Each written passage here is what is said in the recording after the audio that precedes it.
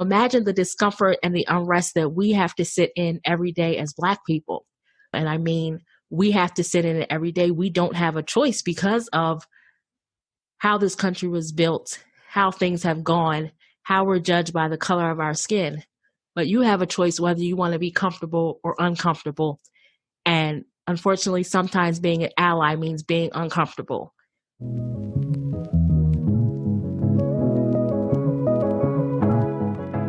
Hey mamas, welcome to the More Than a Mother podcast, where we believe you can pursue your dreams and be a great mother at the same time. I am your host, LaJuan Moses, and I am helping you find the freedom to live. Are you ready? Let's go.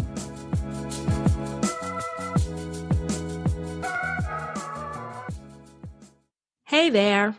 Welcome back to the More Than a Mother podcast. This is your host, LaJuan Moses, and I am back with you again for another great episode.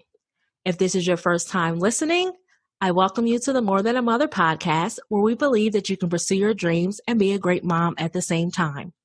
I am LaJuan Moses, personal success strategist for working moms, and I am here to help moms strengthen their sense of self, reclaim their power, and unleash their full potential in business and in life without sacrificing their family time. If you're listening to this episode when it is released, you will notice that we have stepped away from our normal scheduled programming and our normal discussions to talk about an issue that is very important with everything that is happening around us in June 2020 in the United States. We are in the midst of what I would like to call seeing things start to change and transform. Eyes are being opened to things that people didn't normally see.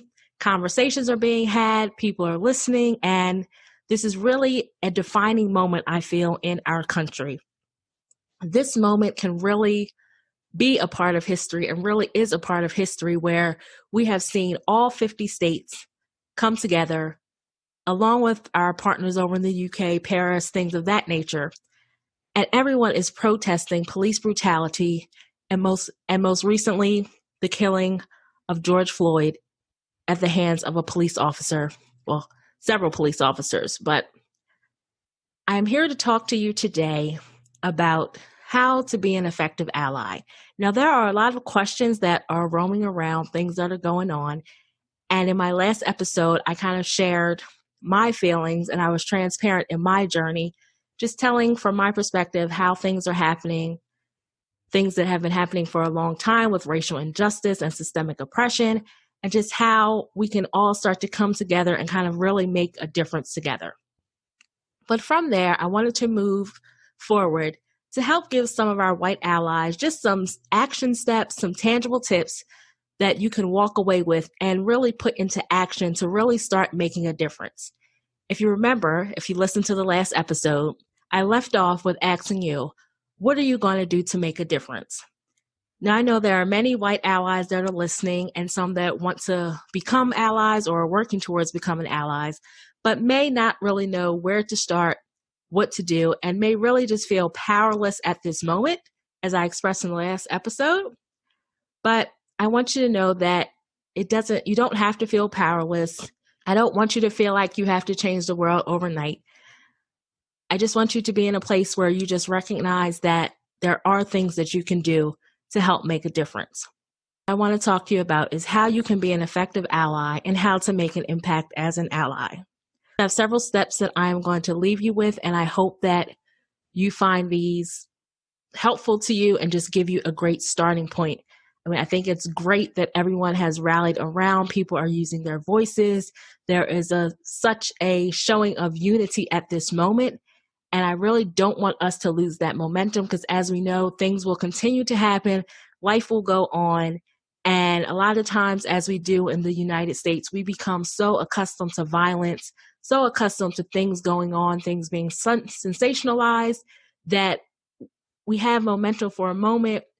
Then it's forgotten about, it falls off, it's not a trend anymore, and things go back to business as usual until the next big thing happens. But my challenge today is to keep the momentum going. Don't let it be a trend. Don't let it be a hot topic. Let it be a moment for true transformation, a moment for true change, so that when things happen, we are already in a place where we are making progress, making movement forward so that we can start to address the roots of these issues. So my charge, as I said today, is to just keep going, keep pushing. The media is going to find something else to talk about, but we cannot let racial injustice, systemic oppression, everything else that is going on, we cannot let it fall by the wayside. We must keep it at the forefront if we truly want to see transformation and change occur in this country. So one of the first ways that you can become an effective ally is to check on your strong Black friends. Now, I say that because it is known that Black people are known for being strong and known for having to adapt and adjust and keep things moving. But I will tell you that in this moment, many of us are not okay. We're hurt, we're grieving, we're upset, angry. And it may feel like you're not doing enough, but I can tell you that just reaching out to your friends and asking, how are you doing? How are you feeling? And really listening to them can go further than you may even know. And honestly, I'm just going to say the conversation, the words that are said may not be the best words. The feelings that are had may not be the most politically correct feelings or how we're used to just watching the way we talk about things in public. But I mean, these are real feelings that people have. So, I mean, I just want you to be open that when you are asking these questions and checking on your friends, be a listening ear. It's not a time to be defensive. It's not a time to make it about you. I mean, it's natural that when we empathize, we always want to relate it to a situation that occurs in our life. And while our empathy will allow us to feel that and allow us to step into that moment to where you may feel that you felt a similar feeling, you don't really know what it's like to experience oppression, racial injustice, and things of that nature. It's really just a time to listen so that you can start to gain an understanding of the experience of Black people in America. Then once you start listening, you can take that information, figure out what next steps you may need to take to help make a change. I mean, now is a time to have your listening ears on. I know when we were in school, our teachers used to always say, and my parents used to always say, and I tell my kids, if you're talking, then you're not listening. So now is a time to check in with your friends, check in with those around you, check on your Black friends and see how they are doing. Figure out if there's any support that may be needed or anything that you may be able to do, and really just start to engage in conversation. Now, when I say engage in conversation, I don't want you to look to your friend to be the information source, the encyclopedia, to answer all your questions about racial injustice, oppression, and things of that nature, because we are really just not in the headspace mentally in a place to do that. So, I mean, just listen to the feelings, understand the feelings, and then try to go forward from there.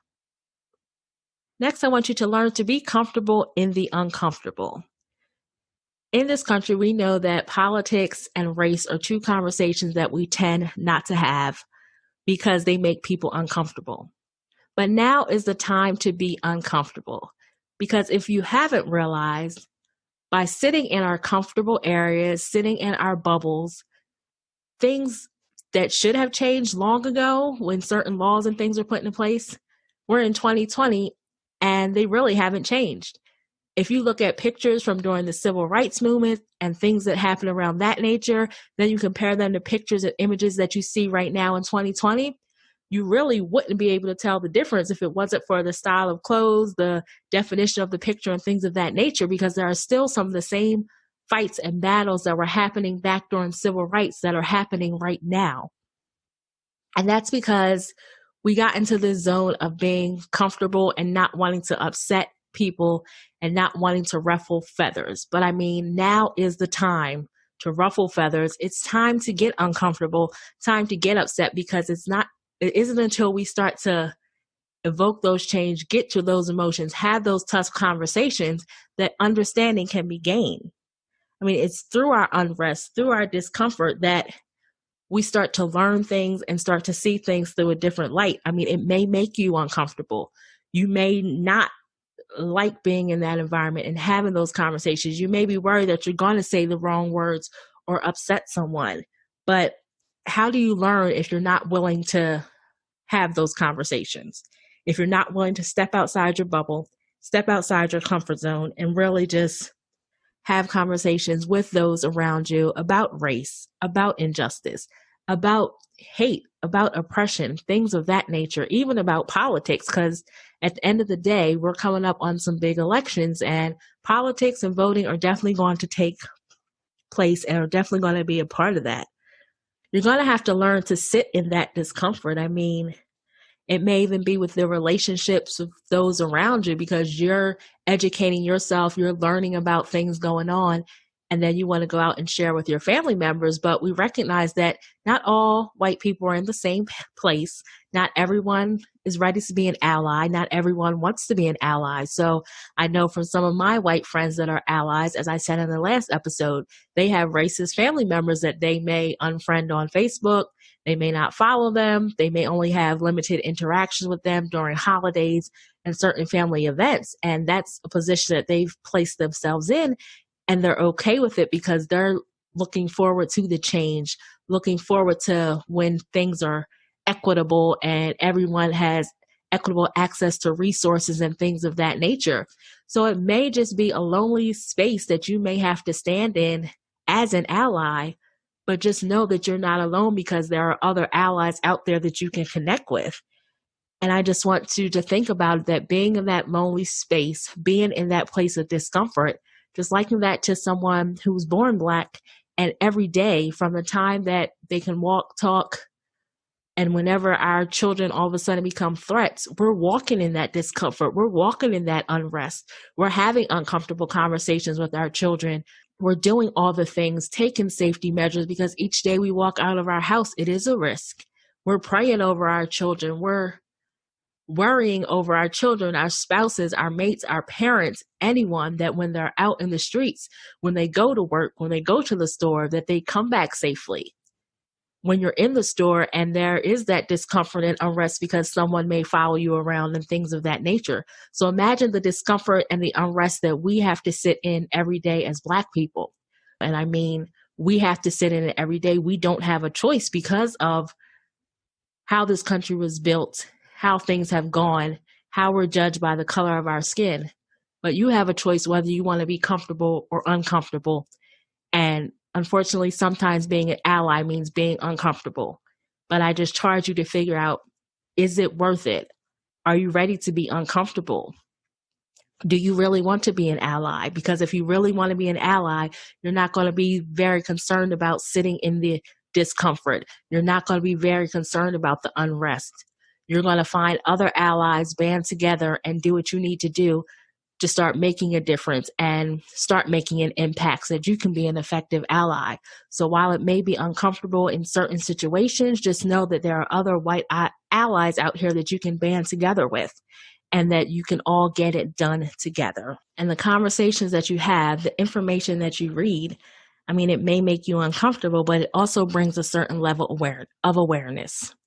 And when you start reaching certain levels of awareness, when things start to change, it's never comfortable. Just remember that. And I left some resources in the last episode to some that my friends have told me about, books such as White Fragility and Uprooting Racism. They're two great books that can help you start to understand the roots of racism and racial inequality, as well as give you strategies and ways to which you can help make more of an impact as an ally. If you're an ally that's listening, you're struggling with the beginning steps and having to be uncomfortable, I encourage you to pick up those two books. I'll make sure I link to them in this episode as well. And also reach out to some other allies you may know who may have other resources that help them get started. And I mean, it's really when you start to understand the white privilege and understand what it means to be privileged and kind of take that negative connotation, because I feel that when people hear the word privilege, they automatically think of it as something negative. And it's not, as I said in the last episode, it's not anything that's negative. It's just recognizing that I have a certain advantage.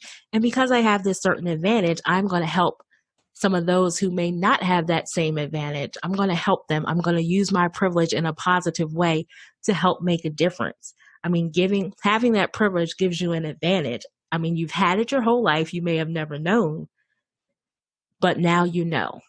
And the thing is, once you know, it's all about what you do with it. It's up to you to use your privilege in a way that's going to evoke change, that's going to encourage transformation, that's going to call out the actions of other white people, and it's going to help to advance certain initiatives within the Black community, I mean, you have a certain level of access. You have privilege. Your voice can reach levels that our voices cannot reach. I mean, have you ever noticed in certain situations where things may happen to a Black person or Black people and they may speak out against it? They may have a complaint and things of that nature, but it isn't until a white ally, a white voice, someone with white privilege speaks up against that same injustice. And we can even liken that to the things that are happening right now with the George Floyd situation and his horrible, horrible murder and death, and the protests that are happening where we have everyone of all colors that are coming together and really seeing how there has been such an ability to evoke change and make things happen because our white allies have joined together with us. Recognize that your white privilege, it has an advantage. And once you recognize that you have that privilege, it's all about how you use it. Now, I heard a great conversation about supremacy and privilege the other day. And I mean, just recognize that supremacy, as it was broken down, deals with the hate and the evilness and things of that nature. So don't get offensive when you hear someone saying that you have privilege. They're not saying that in a negative way. It's just saying that your voice, the things you say, the things you do, your actions are going to be taken seriously on a different level than mine are. So that's why it is so important that in the Black community, we have white allies that are really with us in the trenches, fighting with us on our behalf and for our behalf so that we can really start to see change on so many levels. And then after you have an understanding of your privilege and then you start to break down those roots of racism and things of that nature, it is up to you to start having conversations with other white people. It is up to you to really be effective as an ally and start those uncomfortable conversations that we talked about earlier. I mean, Black people, we fight this every day and we're tired. We're grieving right now. We're upset. And really, if we want to get down to it, we cannot teach a white person how to be an ally. We can give you resources. We can point you in certain directions, but it's kind of that each one teach one, where it really takes, and this was broken down to me by one of my white friends, that white people have to teach white people about white privilege and about being an ally. As a Black person, it's not my job, it's not my duty, and I really cannot teach that to you. The same way you've never been Black, I've never been white, so I cannot teach you what it means to understand your privilege and use your privilege and really how to be an ally. I can just give you these tips from what I see and my point of view and things of that nature on how you can be effective and make an impact. But it's really up to you to start teaching other white people how to be an effective ally and have those conversations about racism, injustice, oppression, and really band together and figure out how you all can really make a difference. And it's kind of like when we say that moms cannot teach boys how to be men.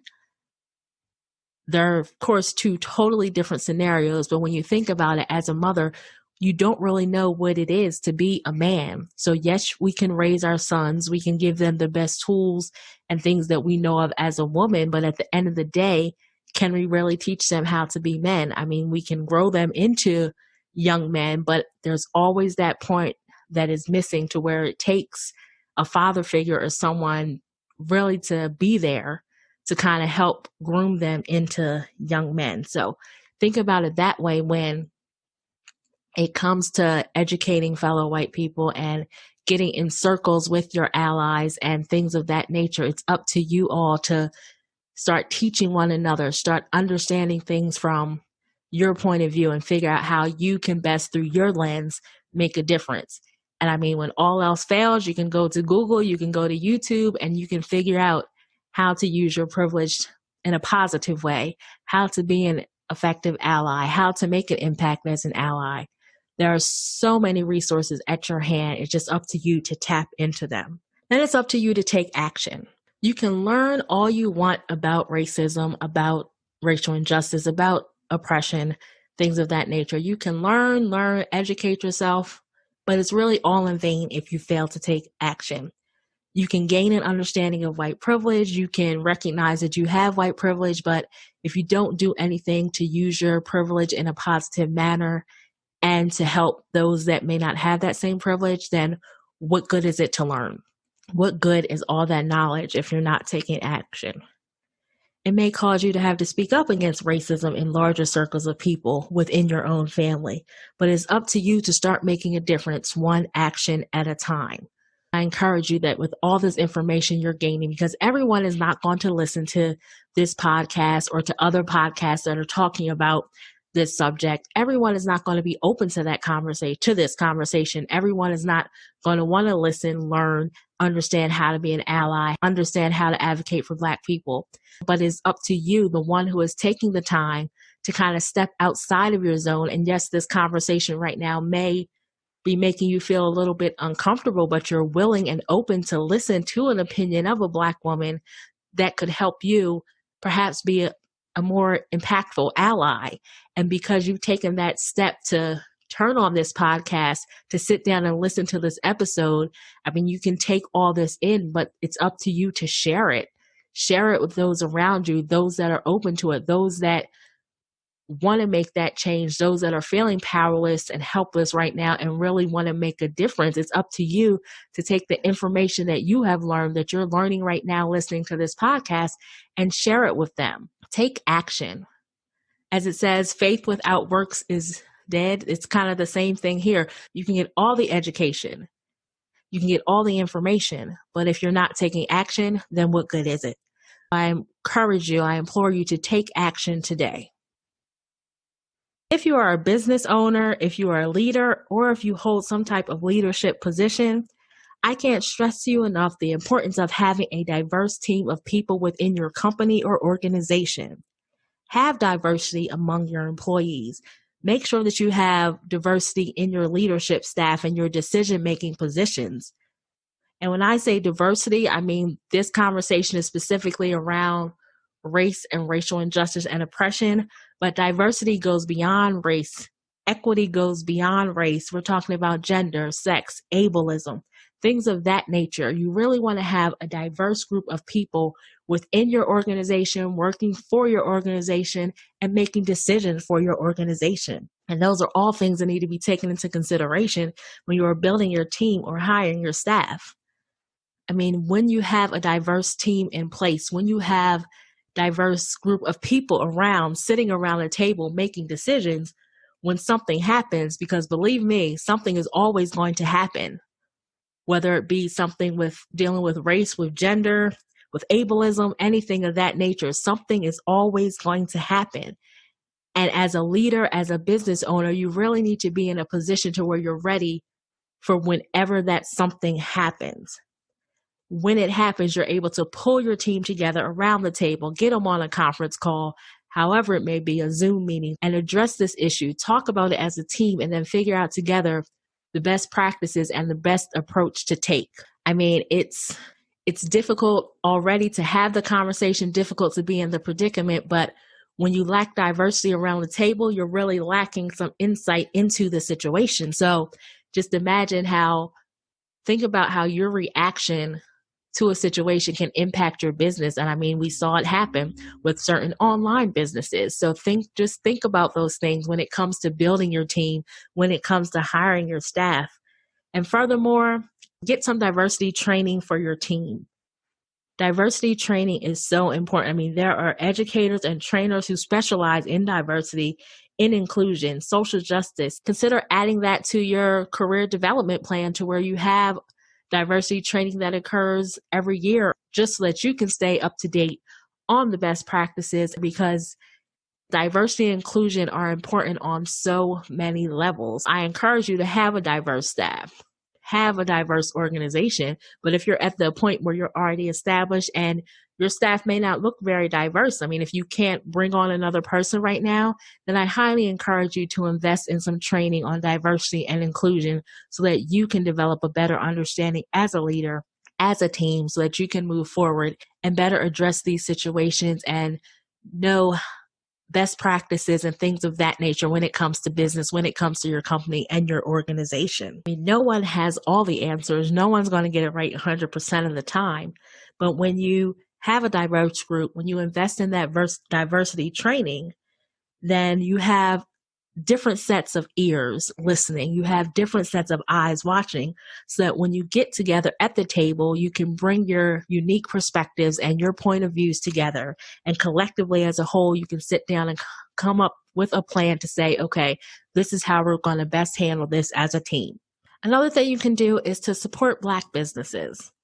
Now, I'm not sure if you're aware, but Black women are growing in numbers of being business owners and entrepreneurs. We'll see where Black women get tired of dealing with that glass ceiling and barriers at work, fighting for equitable pay. So we are seeing a growing number of Black women entrepreneurs, but there are still barriers that we face. Barriers such as access to capital and things of that nature are impacting not just Black women entrepreneurs, but Black entrepreneurs as a whole. So I encourage you to support Black businesses. That may mean that you buy Black, that you buy something from a Black business, that you help promote Black businesses and Black platforms and Black podcasts and voices to help to promote them on your channels. Share businesses on your platform, make referrals. I mean, we're all connected. There is enough room for everyone at the table. So we support everyone. We are out here supporting, buying things. So I just implore you, any way that you can, show some support to a Black business, whether it's buying a product, buying a service, bringing them in to do a training for your team, sharing it on your platform, letting people know that such great resources exist, and just really sharing your platform, using your voice, using that certain privilege that you have to kind of promote and support Black businesses.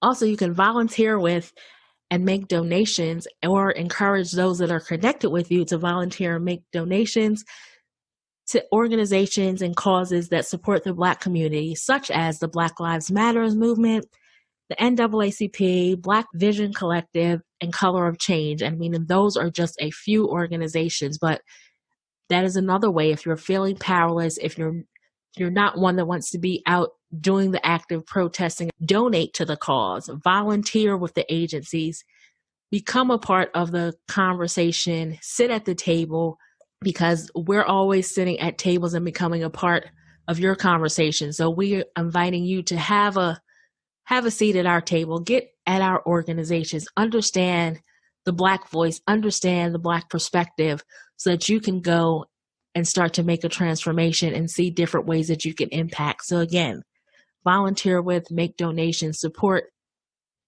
Black businesses, organizations that are out here making a change. And lastly, I encourage you to vote. Voting is very important. And not only just voting in presidential elections, but even the state and local elections. Make sure that you understand how your vote not only is going to impact yourself, but how it also impacts the Black community. I mean, voting is important for everyone, and everyone really needs to get out and vote. But that is one way that you can help make a difference when you are really seeing who is on the ballot, understanding what they stand for. And this is not just for our white allies, it's for any people of color that may be listening. Also, understand that your vote really does matter, and that you really can make a difference when you vote. Now, I could go on and on with this list because there is so much work to be done when it comes to racial injustice and systemic oppression. This list could go on forever, but I believe in knowing that moms are busy, knowing that everyone is listening. I feel that I have left you with some great starting points, some great places to turn to, some great resources at hand. And as I said before, when you feel you need more, reach out to your fellow white ally, reach out to the white people around you, go to Google, go to YouTube, and really just start learning. Amazon is full of books that you can read. Like I mentioned, White Fragility and Uprooting Racism. Start with those two books. The world right now, you can learn so many things just at your fingertips. There's so much education, so much knowledge at your fingertips. It's just up to you to go out and find it. And in the end, I just want to think about the tragedy that really brought us here and started these conversations. And George Floyd was not the first. He most likely will not be the last, because it's going to really take some systemic level changes. But it just brought me back to hearing and seeing where people said that When George was laying there, life was slipping from his body, he was calling for his mama. I mean, one of his last final words, him screaming for his mama. And no, his mom isn't living. No, she wasn't there. But however, him calling for her just shows that even in death, even when he was slipping away, even knowing that his mom wasn't there, wasn't living, and couldn't come to his aid, he still was calling for and still wanted his mama.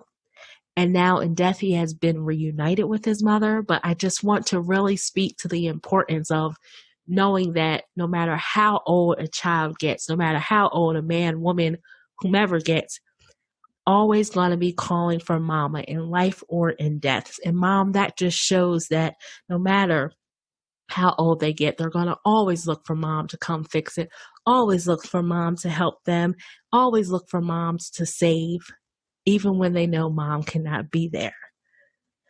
And that just should speak and show you the power of your motherhood, the power that you have to set the tone as a mother, as a woman in your household, the powerful conversation that you can have in your household, because your kids are always going to look to mom, always going to want advice from mom, always going to want help from mom. So start having these conversations about love and equity. Teach love, don't teach hate, teach acceptance, teach equity. Have these conversations, because if you learn nothing from this, just learn that at the end of the day, no matter how old your child gets, no matter the situation, it's all coming back to mom. Moms, we have the power to make a difference. We have the power to educate our kids on love, not hate. We have the power to set the tone in our household, and we should use that to have healthy discussions around race, racism. Motherhood is universal. This is a time for moms everywhere to come together, because at the end of the day, as George showed us, it all comes back to mom. Thanks so much for listening. I'm so glad that you joined me for this episode. It is my hope that you feel empowered and encouraged through everything that you heard. Yes, this was a tough conversation to have. Yes, it was difficult. Yes, it was hard. Not everyone will have the same opinions. Not everyone will have the same experiences, but I just thank you for being open to hearing and having this conversation. And just remember that through everything that you have going on, keep going, keep pushing, because mama, you've got this. Thanks so much for listening. If you enjoyed this episode, head over to LawanMoses.com. I'd love for us to stay in touch. Make sure you leave your email address so I can send you inspiration, tips, and the latest updates. Or, if you prefer, text the word MORE, that's MORE, to 302-440-4632. We have some great things coming up, and I don't want you to miss a thing. Thanks again. Make sure you subscribe and leave a review. Until next time, keep pressing, because victory is yours.